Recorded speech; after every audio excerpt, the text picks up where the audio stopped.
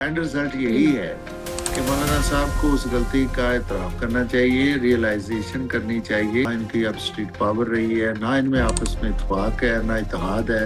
ना ये इनकी इकट्ठा मशवरा होता है। अब इनका मसला ये है कि ये इनके पास किसी के पास अख्तियार नहीं है। जी अस्सलाम वालेकुम, एक मरतबा फिर से आपको खुशामदीद कहेंगे और मुझे ज्वाइन कर रहे हैं जुल्फिकार अली भट्टी साहब। सर ये बताइएगा कि ये जो मौलाना फजल रहमान ने एक स्टेटमेंट दी और फिर बहुत सारी तनकीद उनके हिस्से में आई, वो उन्होंने स्टेटमेंट तो दे दी, लेकिन मेरे लिए हैरत अंगेज बात ये थी कि JUI उसको ओन कर रही है और वो कह रहे हैं कि मौलाना साहब माफी नहीं मांगेंगे क्योंकि उन्होंने तो कोई गलत काम किया ही नहीं है। आप कैसे देखते हैं उनकी इस स्टेटमेंट को? आप ये देखें कि जितनी पॉलिटिकल पार्टीज हैं, पब्लिक है, अवाम है, जितने मकतबा फिक्र हैं, इवन पीटीआई वालों ने भी इस स्टेटमेंट को कंडेम किया है कि जो पाक फौज के शोधा के बारे में, शहीदों के बारे में ये स्टेटमेंट है, ये उनकी एक तौहीन है। दूसरी बात ये है कि देखें, जो मौलाना फजल रहमान की जमात है, उन्होंने तो अपने लीडर को डिफेंड करना था। उन्होंने तो एक कह लें कि एक उस स्टेटमेंट को जस्टिफाई करना था।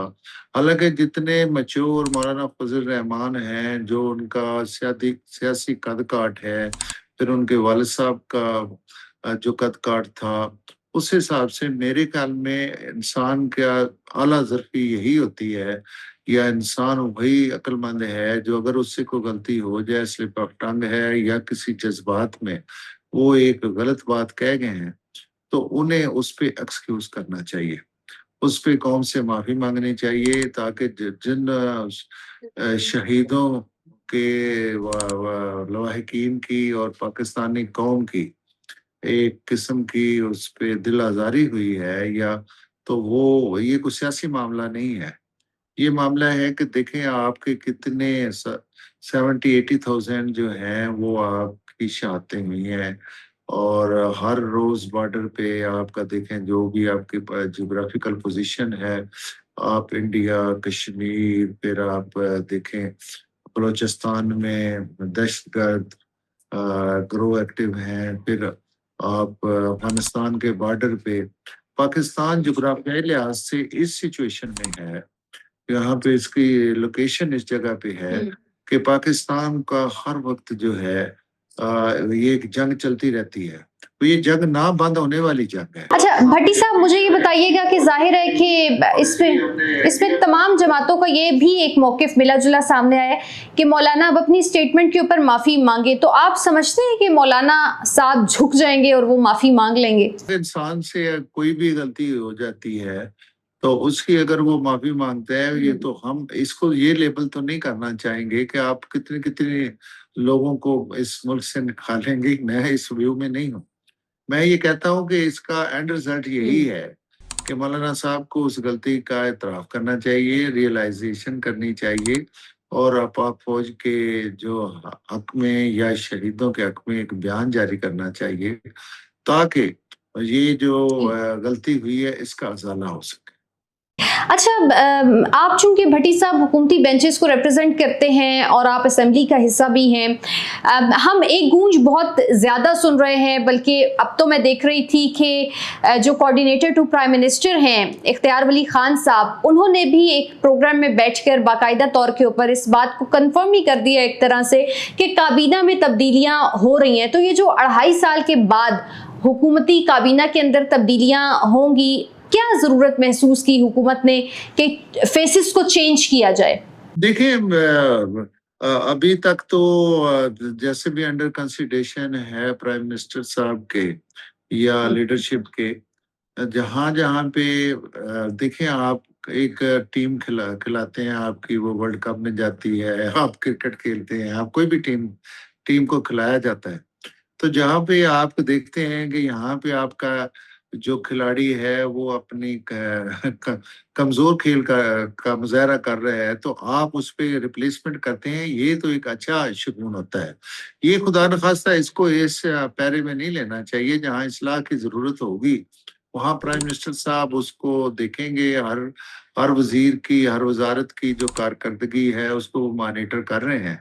اور وہ اپنے لوگوں کو بھی بہتر سمجھتے ہیں، اپنے لوگوں کی اسکل، اپنے لوگوں کی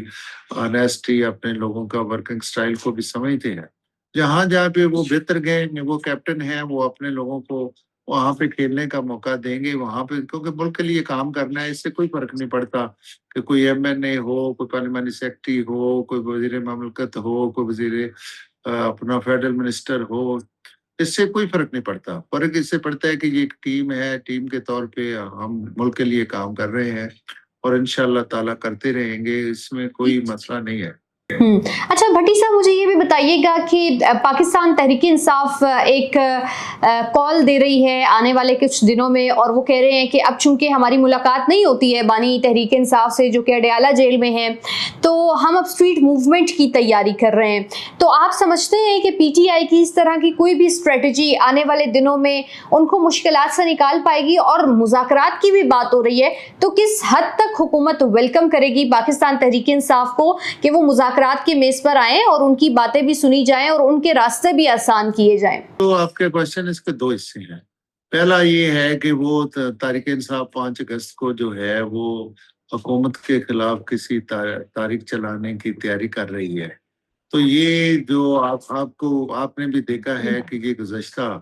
2 سال سے اسی سٹائل سے اعلان کرتے ہیں، کوشش کرتے ہیں کہ حکومت کو کسی نہ کسی معاملے پہ بلیک میل کیا جائے،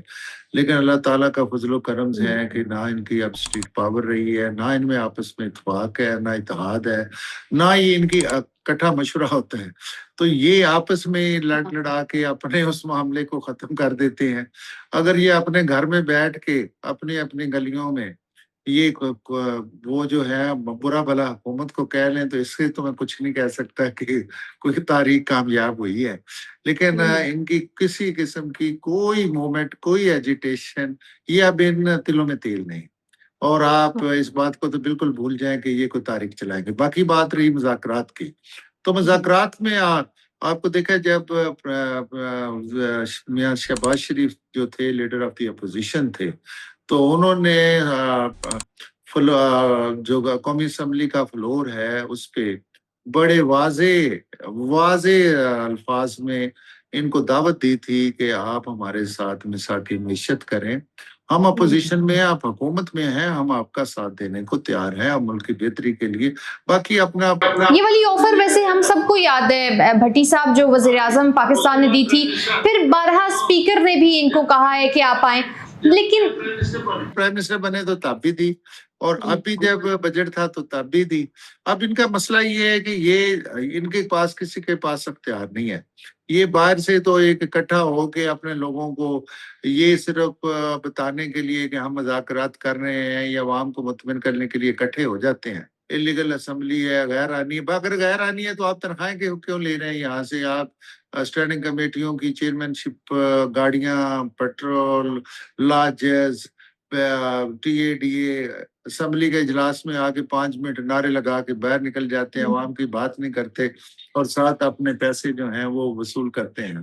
بھٹی صاحب، ویسے پاکستان تحریک انصاف نے یہ بھی فیصلہ کیا کہ وہ پارلیمانی کمیٹیوں سے جو انہوں نے استعفے دیے تھے نا، اب وہ واپس آ رہے ہیں اور ان کو پارلیمنٹ کی سیاست میں حصہ لینا چاہیے۔ اب ان کو اس بات کا اندازہ ہو گیا ہے، تو پارلیمنٹ کی سیاست کتنی تبدیل ہوگی ان کی کمیٹیوں میں واپس آنے سے؟ نہیں، اس میں کون سا فرق پڑتا ہے؟ دیکھیں، ہم نے تو پہلے یہ دیکھیں سٹرکچر ہے آپ کا پارلیمانی نظام کا، جس ریشو کے ساتھ آپ کی سیٹوں کی تعداد ہوتی ہے، آپ کے ایک جو اسٹینڈنگ کمیٹی قومی اسمبلی کی ہوتی ہے اس میں 18 ممبر ہوتے ہیں، تو اس میں ان کا جتنی تعداد ہوتی ہے ان کو ان کی جو ہے وہ چیئرمین شپ بھی دی جاتی ہے، چیئرمین بھی دی جاتی ہے، دفاتر بھی دیے جاتے ہیں، گاڑیاں بھی دی جاتی ہیں۔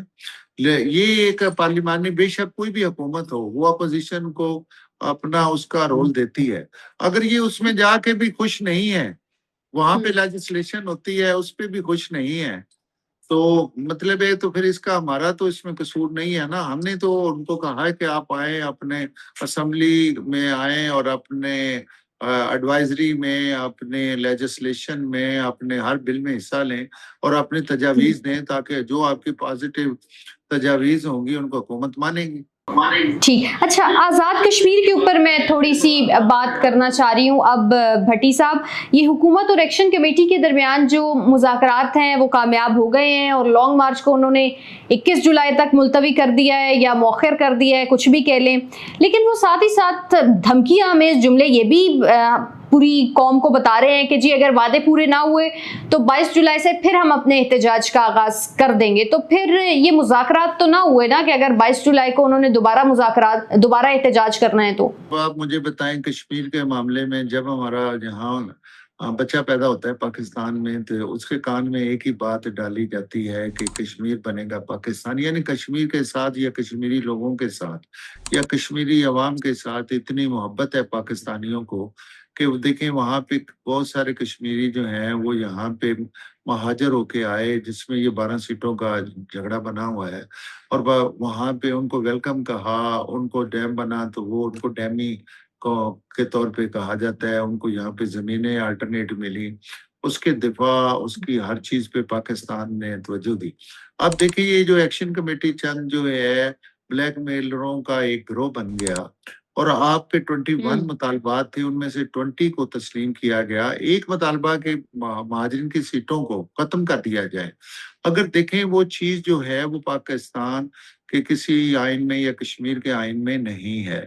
اس میں یہ ہے کہ وہ لیجسلیشن میں جائے گا اور ان کی اپنی اسمبلی 2/3 اکثریت سے اس میں امینڈمنٹ کرے گی, اور تبھی وہ سیٹیں کا جو فیصلہ ہوگا وہ وہاں کے اپنے منتخب نمائندے کریں گے. جو آئینی معاملہ ہے اس میں یہی ان کو کہا گیا ہے کہ الیکشن ہونے دیں, الیکشن کے بعد جو اسمبلی بنے گی آپ بیٹھ کے اپنا فیصلہ کر لیں. لہٰذا پاکستان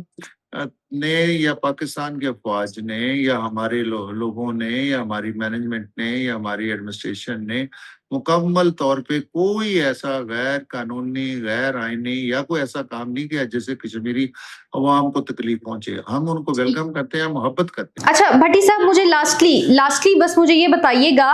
کہ کشمیر کے اندر چونکہ الیکشن 27 جولائی ہے, اس حوالے سے ہم دیکھ رہے ہیں کہ بلاول بھٹو زرداری صاحب بھی وہاں پر پہنچے, انہوں نے اپنی کیمپین کی, پاکستان مسلم لیگ نون بھی اب وہاں پر مزید اور ایکٹیو ہوگی. ظاہر ہے کہ آپ کے باقی دیگر اور اہم پارٹی کے رہنما بھی وہاں پر پہنچیں گے اور کیمپین ہوگی. پی ٹی آئی بائیکاٹ کر چکی ہے, لیکن آپ سمجھتے ہیں کہ یہ الیکشن وقت پر ہونے جا رہے ہیں؟ جس طرح سے کل میں نے دیکھ رہی تھی کہ نیر بخاری صاحب ہیں, وہ کہتے ہیں کہ مجھے لگتا ہے کہ کہیں الیکشن کا پروسیس ڈیلے نہ ہو جائے. پھر اسی طرح سے سردار تنویر الیاس صاحب وہ بھی اسی خدشے کا اظہار کر چکے ہیں. تو آپ کیا سمجھتے ہیں کہ الیکشنز کشمیر کے اندر وقت پر ہونے جا رہے ہیں؟ حکومت پاکستان کا جو ہے یہ بالکل اٹل فیصلہ ہے, اور انشاءاللہ تعالی یہ جو الیکشن ہے یہ 27 کو اسی ماہ انشاءاللہ فیئر اور فری الیکشن ہوں گے, اور جس کی بھی اکثریت ہوگی اس کو, جیسے آپ کو پتہ ہے کہ وہاں پہ کتنے خدشات تھے آپ کے گلگت میں, لیکن پرائم منسٹر صاحب نے اور ہماری پارٹی نے پیپلز پارٹی کو دعوت دی کہ ان کی سیٹیں زیادہ تھی کہ وہ اپنی حکومت سازی کر لیں. تو اسی طریقے سے کشمیر میں بھی ہمارا بڑا کلیئر ورژن ہے کہ جس کی اکثریت ہوگی وہ اپنی حکومت بنائے, تاکہ کشمیری لوگ اپنے نمائندوں کے ساتھ مل کر اپنے رائٹس اور اپنے جو سارے مسائل ہیں وہ حل کریں. لہٰذا الیکشن جو ہے وہ اس لحاظ سے ضروری ہے کہ وہاں الیکشن ہوں, اور الیکشن ہوں گے تو انشاءاللہ وہاں امن بھی آئے گا, اور وہ جو چند شرپسند لوگوں نے پورا ماحول خراب کیا ہے وہ ٹھیک ہو جائے گا. ٹھیک, بہت شکریہ بھٹی صاحب آپ کا. آپ لوگوں سے ملاقات ہوگی نیکسٹ پروگرام میں. اللہ حافظ.